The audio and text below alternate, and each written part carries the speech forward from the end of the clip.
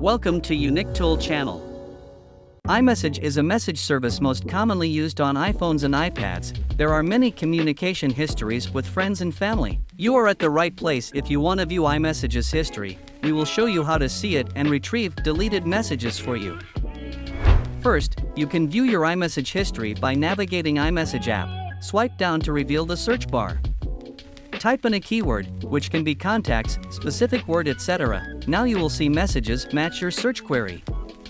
If you accidentally deleted the conversation, Apple has an added-in feature to see deleted iMessage messages, so you need a tool to get there. iFindit, which is one of the most reliable software to recover all your lost data on iPhone.